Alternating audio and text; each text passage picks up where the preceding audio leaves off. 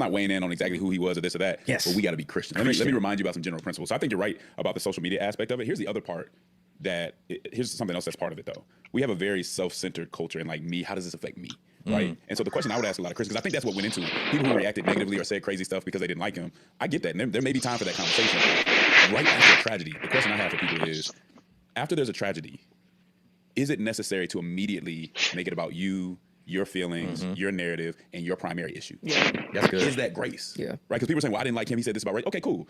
Is this particular moment in the midst of the tragedy about you? Yeah. And how you feel about it? I'm not saying that can never be expressed. Yeah. But what's the main lesson that we need to get out of this? It wasn't how you felt at the moment. You know what I'm saying? It wasn't how you, if you liked him or not. It's that this was an image bearer whose life was taken for expressing his opinion. Here's what else doesn't justify it. Because what other people say, well, they're doing this and they're doing that, therefore I had to. What your opposition is doing should not be the basis of how you react to something. That doesn't dictate your behavior and your character. And this was a character moment, and a lot of us revealed to ourselves and others what our Christian character was or what level of maturity we were at. I don't care what the other side, if they're doing this or that, how are you as a Christian supposed to respond to somebody dying in this way? I want to have the other conversations because I got a lot of things I could say in disagreement. Was that the moment for me to insert how I felt and what I wanted to get out at that moment? That's good. You know, at that time. That's good. I think to your point, I think a lot of what some people were feeling, particularly people within marginalized communities, is it felt like just in a sense, where it's, and I'm just painting the picture because hear what we're actually saying and not what you think we're saying. I think for them, there's this person who spews views that make life as a marginalized person more difficult, and therefore it feels just that he was taken because of what he represents. And so I think when they see Christians or pastors or whoever mourn him or grieve him, it can feel like, but they don't do that for us, right? So whether it's George Floyd or Sandra Bland or Philando Castile, whoever, like they don't mourn when someone is killed unjustly. And so it feels like, why are we always being called to be the bigger person?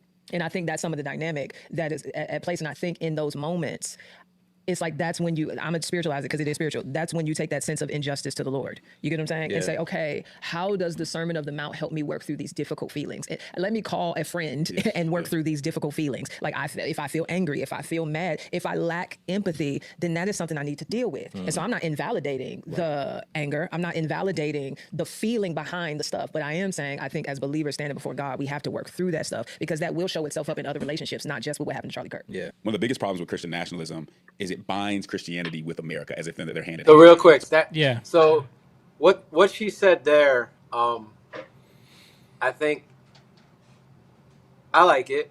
You know, at least they're taking, or what, not just her but him. Yeah, it's reasonable. I like what he said. I think hers it's a little. Hers is a little bit more you know, no offense, but womany. Womany. Like, I've seen this guy. I forget his name. Yeah. I feel bad because I can't remember his name right now, and can't really look it up. But he was on Lecrae's podcast too. He's a Democrat. Okay.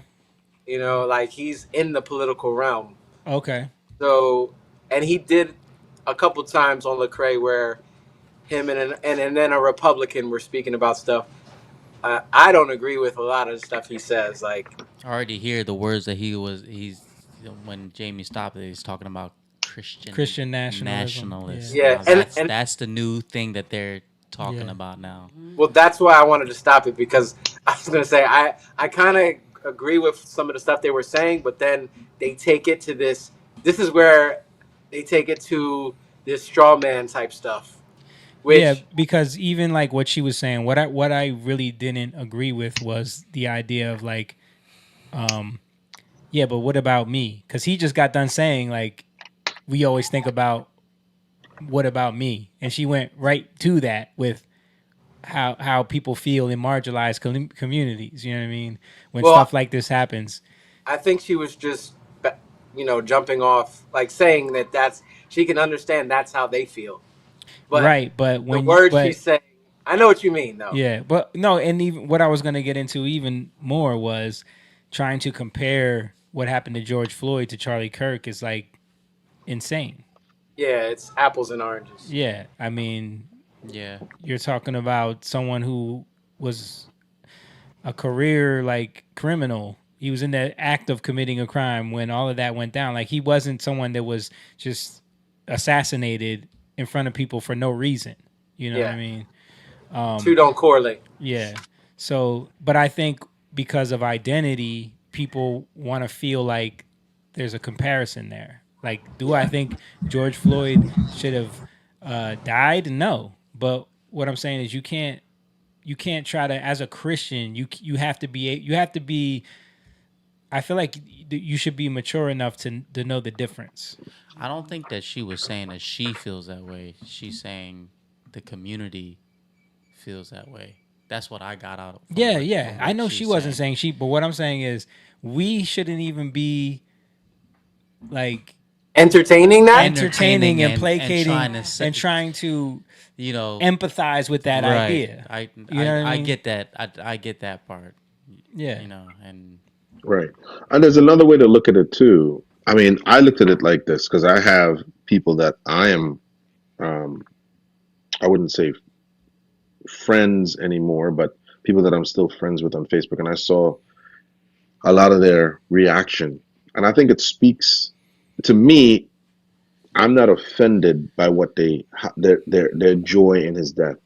I'm more seeing where they're at in their life, because this as much as they're gloating over this is an exposure to where they're at spiritually, mentally, and their maturity level. You know what I'm saying? Well, I think that's what he was saying too. Like, right. For Christians, he was saying it shows your character. Yeah. Right. So even though those people took joy out of that to say I had nanny boo boo, it speaks a lot more to who they are. And it's a sad thing for me because I'm watching grown adults crash out and get joy out of this. The pleasure that they think they're getting, or the victory that they think they're getting, is more a reflection of the sad state that they're in, which we have to pray for them. You know what I'm saying? Because that's a terrible place to be. To be in your 40s and your 30s and or 50s, and your joy is a death and assassination, and the first thing is this is a victory lap for you. Doesn't say anything about Charlie's character as much as you think it does. It says more about you. You know what I mean? Yeah. And so I didn't get offended. Like, yes, I was disappointed, but I wasn't offended at what they were doing, and I felt no need to get on there and tell them about themselves, because I think that's what the enemy wants to do. He wants to use these events, because he doesn't even know that's going to happen. He wants to use these events and stir up emotions that's already there. And that, to me, is when I saw people that I know say that, I feel sorry for them, because it shows more about their level of maturity and their spiritual condition. So that's what I'm saying. Praying for them is the only, because you're not going to reason with that person. That's the unfortunate thing about social media, is to get into a typing war or social media war with people. You could send them all the facts, you could send them anything you want, they're not going to see, because they're trapped. The only thing you can do is see it and expose and pray for them, because they're exposing themselves. They're really exposing themselves. To me, it's what I saw.